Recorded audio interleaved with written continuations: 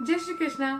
Welcome to the divine calling. आज फिर से आपके सामने एक बहुत छोटी सी कहानी लेकर आई हूँ, जिसका मॉरल बहुत गहरा है। एक बहुत ही सफल बिजनेसमैन था। बहुत छोटी सी उम्र में उसने एक बहुत बड़ा एम्पायर खड़ा कर लिया था। He was in his 60s, मतलब काफी साल हो गए थे। उसने अपने बिजनेस को बहुत बढ़ाया था, बहुत ऊंचाइयों तक लेकर गया था। And now he had retired. He was 60+। एक बहुत ही फेमस मैगजीन के पत्रकार उनका इंटरव्यू लेने आए। इंटरव्यू लेने का हेतु ये था कि आजकल स्टार्टअप्स का जमाना है। बहुत छोटी छोटी उम्र के बच्चा, लड़का लड़की लोग अपना अपना स्टार्टअप्स खोलने की कोशिश करते हैं। तो अगर ये इतने एमिनेंट फेमस बिजनेसमैन, इतने सक्सेसफुल बिजनेसमैन अपने कुछ एक्सपीरियंसेस, अपना कुछ ज्ञान शेयर कर सके, तो आजकल की यूथ के लिए वो बहुत बेनिफिशियल साबित होगा। इस हेतु से वो एक रिपोर्टर उनका इंटरव्यू लेने आया। इंटरव्यू लेते लेते एक प्रश्न उन्होंने बिजनेसमैन से पूछा कि आपके जीवन में आपका आइडल कौन था, जिससे आपने शिक्षा ली या जिससे आपको कुछ अच्छा सीखने मिला हो।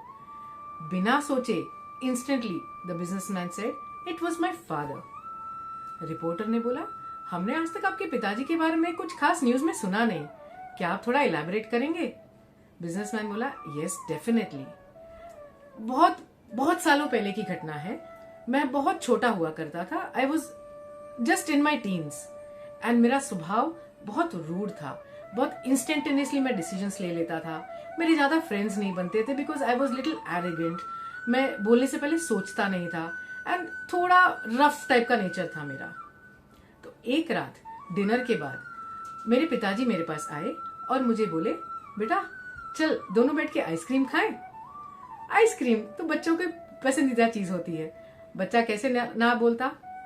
ये बिजनेसमैन जो छोटा बच्चा था उस टाइम, उसने बोला, yes dad, I will definitely have. उसके डैडी गए एंड 2 बोल में आइसक्रीम लेकर डाइनिंग टेबल पे रखा एंड बाप बेटे आमने सामने बैठे। जैसे ही बेटे की नजर उन कप्स पे पड़ी, एक कप में एक चेरी था ऊपर, एकदम सुंदर सा लाल, एकदम टेम्पटिंग सा चेरी, एंड 1 बोल was without a cherry, only plane vanilla ice cream. तो जैसे बच्चों को हमेशा चेरी पसंद आती है, वो बच्चे ने बिना सोचे समझे सीधा वो चेरी वाले कप पे हाथ लगाया और फटाफट खाने चालू कर दिया। जैसे ही उसने 2-3 चम्मच ली, सामने उसकी नजर पड़ी कि उसके पापा ने जैसे आइसक्रीम को नीचे से डिग किया, नीचे से 2 चेरीज निकली। अब वो बच्चा सोचा, ओह मैंने घाई कर दी, मैंने थोड़ी जल्दी कर दी ये कप उठाने में। अगर मैं वो वाला कप लेता तो मुझे 2 चेरीज मिलती। तो उसके पापा उसके मन की बात समझ गए। तो उसके पापा ने उसे उसके जीवन का सबसे पहला ज्ञान दिया। उसके पापा ने उसे समझाया, बेटा never take things at the face value, never जज things very instantaneously, always try to dwell deeper and the things may be different than they seem to be on the surface. ये बात बच्चे के जहन में उतर गई। नेक्स्ट रात वैसे ही सेम इंसिडेंट हुआ। डिनर खत्म हुआ, पापा आए, बोले, बेटा चल आइसक्रीम खाएं आज भी। बेटा बोला, यस डैडी डेफिनेटली। सेम पिछले रात की तरह पापा 2 बोल्स लेकर आए। एक बोल में एक चेरी थी, एक बोल विदाउट चेरी की थी। बेटे को पिछले रात का इंसिडेंट याद था कि जिस बोल में चेरी दिख रही थी उसमें तो एक ही थी, लेकिन जिसमें नहीं थी उसके अंदर से डीप नीचे पापा ने 2 चेरीज निकाली थी। तो आज उसने फटक से वो बोल उठाया जिसमें चेरीज ऊपर नहीं दिख रही थी एंड खाने चालू किया। नीचे डिग करके ढूंढने ट्राई किया कि अरे चेरीज किधर है, चेरीज किधर है।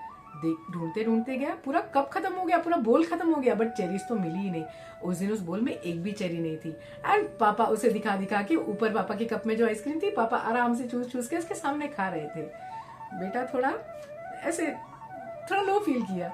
तो पापा ने उससे कहा, बेटा नेवर जज एन इंसिडेंट और a person on the basis of your past experiences.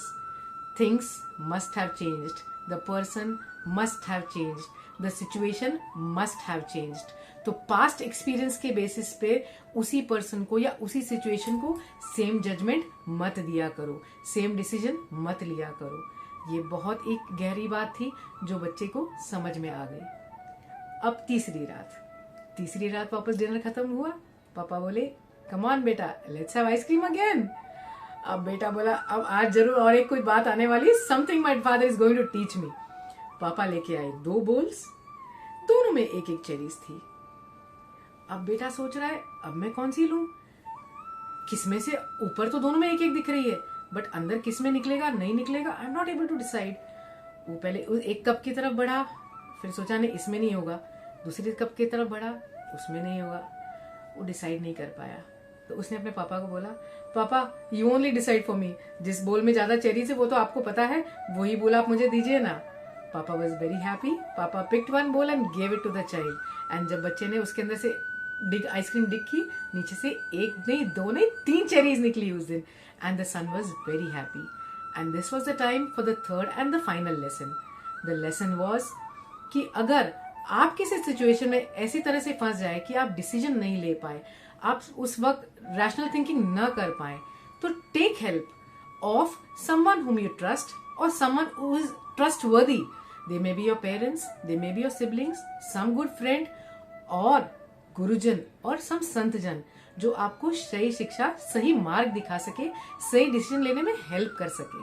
तो जैसे इस बच्चे ने थर्ड रात को अपने पापा से कहा कि पापा आप मेरे लिए डिसाइड करिए कि कौन सा बोल मुझे लेना चाहिए, वो उसका सही निर्णय था कि जब भी कोई ऐसी सिचुएशन में फंस जाओ कि जहां आप निर्णय न ले सको कि ये सही है या ये गलत है, तो आप अपने बड़ों को या अपने गुरुजनों का आश्रय लीजिए और उनसे कहिए कि प्लीज मुझे सही मार्ग दिखाइए। तो ये जैसे इंटरव्यू में ये बिजनेसमैन ने अपने बचपन की कहानी सुनाई, वो रिपोर्टर के भी आंख में आंसू थे एंड वो बोला डेफिनेटली आपके पापा का आपकी इस सक्सेस में बहुत बड़ा हाथ है। And thank you for sharing this experience with me. It will be a great pleasure for the youth today to read and to understand and to follow these footsteps what your father taught you. The same way they can even follow and even they can go places and they can find success in their lives. Remember, the divine always is calling.